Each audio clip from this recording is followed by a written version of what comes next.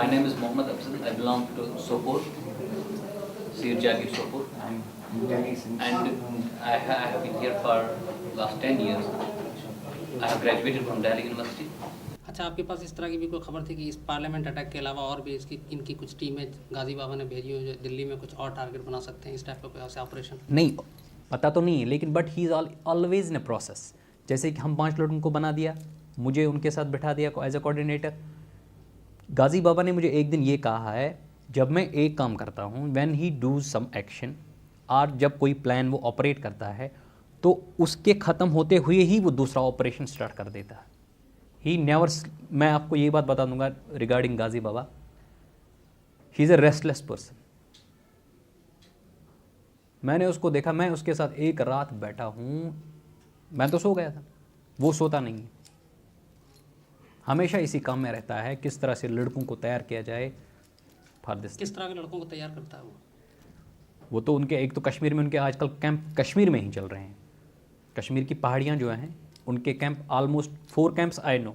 कौन सी मतलब मेरी एक तो पहलगाम साइड में एक इनका कैंप है, कंगन एरिया इनका आता है, कारगिल साइड में जो आता है, कारगिल के रास्ते से पहले ही पड़ता है, वहाँ पे गांधरबल साइड। कारगिल में भी इसका कोई रोल था? नहीं कारगिल में इसका कोई रोल नहीं था। कंधार में भी कहते हैं कि जो डॉक्टर था उसमें भी गाजी बाबा का शायद कुछ लोग बता रहे हैं कि नाम था, ऐसा कुछ बताया था मोहम्मद ने आपको कि उसके अलावा? नहीं आई डोंट थिंक, जहाँ तक मेरी नॉलेज है, जहाँ तक मुझे गाजी बाबा के बारे में पता है, कंधार में वो नहीं था। ये लोग ईमेल से जो चैटिंग करते थे या उस पर किससे किस तरह के लोगों से बात करते थे, कभी कुछ बताया मोहम्मद ने? नहीं वो तो हाँ वो तो करते रहते हैं, मोहम्मद करता रहता है। दुबई में भी इन लोगों का कोई लिंक था? या they got this money transact, जो मनी आता है इनको थ्रू हवाला। किन लोगों से कभी पता चला? नहीं मुझे कुछ नहीं पता। सीधे चले गए थे अफगानिस्तान में ही। अच्छा, आपके जो साथी हैं जिलानी, उनके पास से कुछ ओसामा बिन लादेन के लिटरेचर भी मिले हैं, तो क्या वो लादेन को मान्यता है, क्या करता है? कौन? Mister Gilani? Gilani basically Gilani is a professor. मैंने कभी उसे इस बारे में कोई इन्फॉर्मेशन शेयर नहीं की है। मतलब मैं उसको एज ए प्रोफेसर जानता हूँ, बस इतना।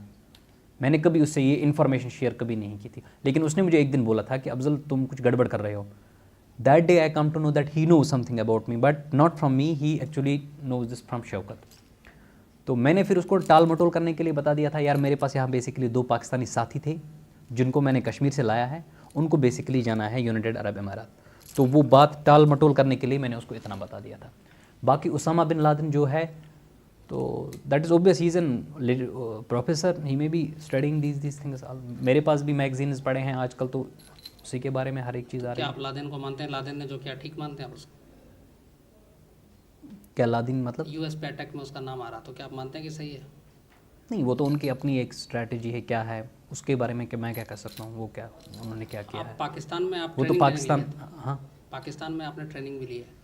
हाँ मैंने पाकिस्तान में ट्रेनिंग ली। कब ट्रेनिंग ली और किस लोगों ने क्या ट्रेनिंग? मैं थ्रू JK लैब गया था 1990 में।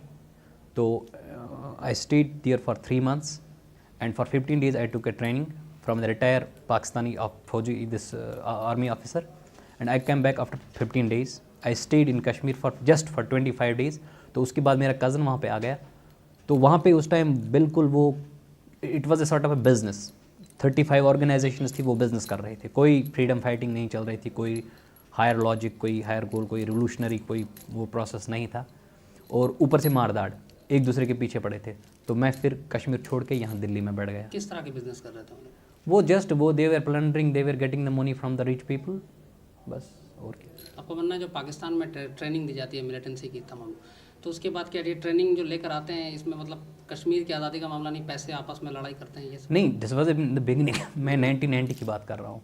After that it has took a very new dimension. Now it has become as far this organisation is concern, Jaish, it is a global, they have got a global vision. वो तो कहते हैं हमारा global vision है, ये नहीं है कि भाई बस पैसे, ये कहते हैं कि हम अल्लाह के लिए लड़ रहे हैं। इनका अपना। आप किस चीज़ के लिए लड़ रहे थे?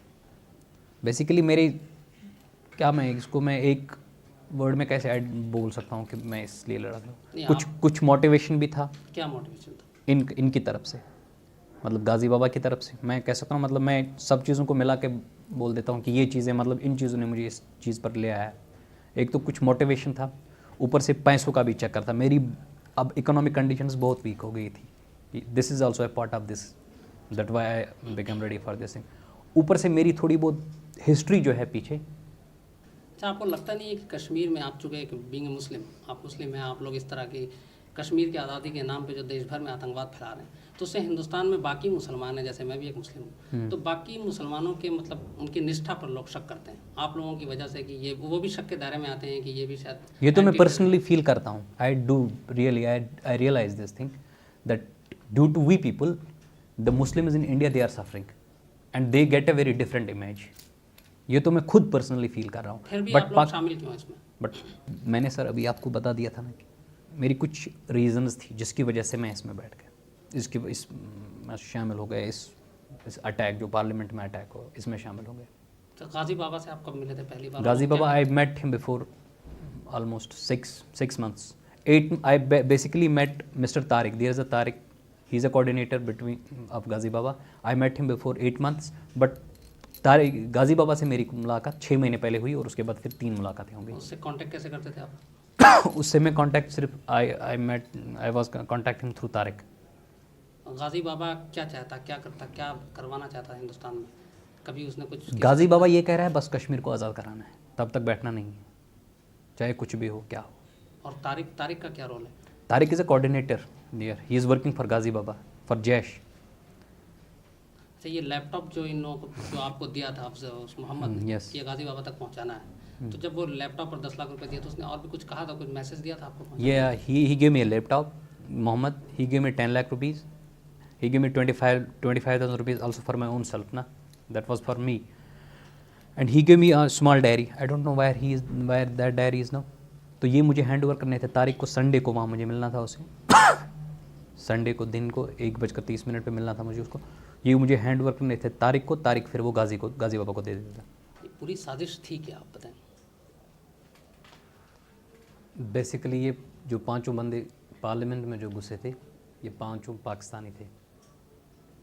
इनका जो बेसिकली चीफ था उसका नाम था मोहम्मद, उसके बाद जो 4 उसके साथी थे, एक का नाम था हमज़ा, दूसरे का नाम था हैदर, तीसरे का नाम था राना और राजा।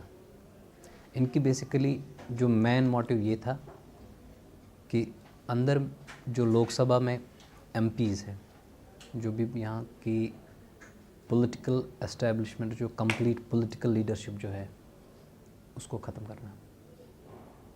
This was the basically first motive which they have told to me. इससे मकसद क्या था उनका, क्या हासिल करना चाहते थे? मकसद इनका वो तो मैं क्या कह सकता हूँ, उनका वो बेसिकली क्या मकसद था उनका, उन्होंने मुझे इतना बता दिया था कि हमें अंदर जाके लोकसभा में घुसना है और वहाँ पे जो एमपीज़ हैं उन पे अटैक करना है और रास्ते में जो भी मिलेगा उसको अटैक करना है। कोई पर्टिकुलर या स्पेसिफिक मकसद तो उन्होंने नहीं बता दिया था मुझे। इस पूरे ऑपरेशन में इनकी मदद कौन कर रहा था? मैं कर रहा था। और आपकी मदद कौन कर रहा था? मेरी मदद तो यही कर रहे थे। पीछे से कौन कर रहे थे? पीछे से इनका जो लीडर है गाजी बाबा। और गाजी बाबा को कौन मदद कर रहा था उनके पीछे से? गाजी बाबा तो पाकिस्तान से हैं, वो तो इनका पूरा चीफ जो है जम्मू कश्मीर का। तो गाजी बाबा के पीछे कौन लोग थे? पाकिस्तान में जो बैठे हुए हैं कौन लोग थे उनमें? वो तो जैश की तंजीम है इसकी, जो जैश इनकी तंजीम है वो पूरी वही, उसका लीडर तो कश्मीर में वही है, वहाँ पार है उनका वो मौलाना मसूद है। तो इस पूरे ऑपरेशन में लश्कर ने भी मदद करने की पेशकश की थी। लश्कर ने कहा था कि ऑपरेशन करेंगे, मैं मदद करूंगा साथ में जैश की। तो इस बारे में आपको कुछ बताया था इन लोगों ने? नहीं, I am not aware of that thing. इसके लश्कर के बारे में तो मुझे पता नहीं था, न तो उन्होंने लश्कर के बारे में कभी जिक्र किया था। इस पूरे ऑपरेशन की पहली बार जानकारी आपको कब मिली थी? बेसिकली जब मैं मोहम्मद को यहाँ पे ले आया था बिफोर 1.5 मंथ, तो उस टाइम उसका कोई स्पेसिफिक टारगेट यहाँ पे नहीं था। उसने पहले दिल्ली असेंबली की रैकी भी करवाई थी और यहाँ पे जितने ये एम्बेसी इलाका है चाणक्यपुरी का, उसकी भी रैकी उसने कर ली थी। अल्टीमेटली मुझे जब मैं दूसरी बार जब यहाँ से श्रीनगर गया तो वहाँ मुझे वो गाजी मिले, तो उसने मुझे बता दिया था कि मोहम्मद को जो लास्ट टारगेट हमने दे दिया है, लेकिन उसने वहाँ पे ये नहीं बता दिया कि कौन सा लास्ट टारगेट है।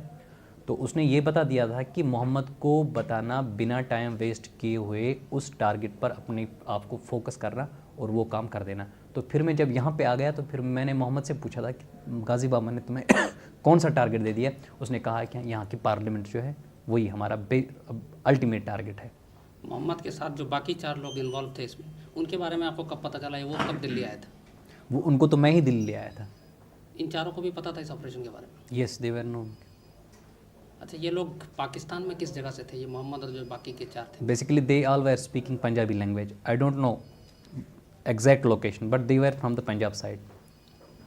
पाकिस्तानी पंजाब प्रोविंस जो है उनकी वहाँ पे, वहाँ के वो। जब पार्लियामेंट पे अटैक से पहले जो आखिरी रात थी 12 तारीख की रात, उस रात इन लोगों ने पाकिस्तान में फ़ोन किया था, 5 ने अपने घर पे? नहीं, हाँ 5 ने फ़ोन किए थे, लेकिन मेरे सामने मतलब जब मेरी प्रेजेंस में तो 2-3 बंदों ने फ़ोन किए थे। किस किस ने किए थे और क्या एक तो मोहम्मद तो हमेशा करता था बातचीत, उसकी तो बातचीत होती रहती थी हमेशा। और वो जो राजा था और दूसरे का नाम था जुराना, उन्होंने मेरे सामने बात की थी पाकिस्तान अपने पेरेंट्स से। मोहम्मद किस जगह फ़ोन करता था पाकिस्तान में? मोहम्मद तो एक तो इंटरनेट पे तो हमेशा चैट करता था पाकिस्तान और आउटसाइड पाकिस्तान भी चैट करता था, जैसे यूनाइटेड अरब अमीरात, दुबई, वहाँ पे वो करता था। किन लोगों से चैट करता था आपको मालूम? I don't know that. Pakistan में जो उसने कॉल किए थे वो आपको तो नंबर से पता चलता होगा, किस शहर में कॉल करता था? नहीं, उसका तो मोबाइल पे डायल करता था, फ़ोन कर लेता था, मुझे तो पता नहीं है वो कहाँ करता आपके था। सामने लेकिन अपनी ऑर्गेनाइजेशंस के जो उसके बंदे हैं वहाँ पे, जैश के जो बंदे हैं, उनसे वो बात करता था और साथ में अपने घर वालों से भी हमेशा वो चैट भी करता था और मोबाइल पे बात भी करता था। आखिरी बार जब उसने घर पे बात की तो आपने सुना था अपने घर वालों से उसने क्या कहा था? नहीं, उन दोनों का मैंने सुना, मतलब अच्छी तरह से पंजाब में बोल रहे थे, लेकिन but I was getting what they were saying. वो अपने पेरेंट्स से बात कर रहे थे, लेकिन वो ये नहीं बोल रहे थे कि हम कहाँ से बोल रहे हैं। वो उनसे ये बात कर रहे थे कि मतलब एक दोनों ने अपने पेरेंट्स से बात की। एक तो वो खबर, वो दुआ सलाम जो होती है माउंटेन, मतलब खबर आतर पूछ रहे थे, हेलो हाय। बाकी उन्होंने ईद की वो विशेज़ एक दूसरे को दे दिए थे। तो फिर वो जो राजा की जो माँ थी वो थोड़ी बहुत बीच में रो भी पड़ी। तो फिर राजा ने कहा उसको, बेसिकली हमारा यहाँ पे एक ज़बरदस्त एक एग्जामिनेशन है, इस तरह से उसने कहा है, we are suppose to go for the examination, if we will go through that examination then I will come back to the Pakistan. तो उसको वो ना बहलाने की कोशिश कर रहा था अपनी माँ को। जब मोहम्मद ने आपसे कांधार के बारे में भी कुछ बात की थी, क्या बातें थी वो, क्या बताया था पूरी हाईजैकिंग के बारे में? या अबाउट हाईजैकिंग? हाईजैकिंग, या he told me that I was a part of that hijacking. I was inside a plan. So he told me this thing. और क्या बताया था कि अंदर कितने लोग थे, कौन नाम बताया था? अंदर 5 बंदे थे, उनमें से उसने एक का नाम इब्राहिम बता दिया था, बाकी? बाकियों का नाम उसने कभी नहीं बता दिया, न तो मैंने पूछा था वैसे। और कंधार के बारे में उसने कुछ बताया था? कंधार के बारे में उसने ये पूछा था, बताया था कि जब हमारे वो जो साथी रिलीज़ हो गए थे, मौलाना बाकी जो शेख उमर, तो उसके बाद उसने बता दिया था कि हम अपने काम पे सीधे चले गए थे अफ़गानिस्तान में ही।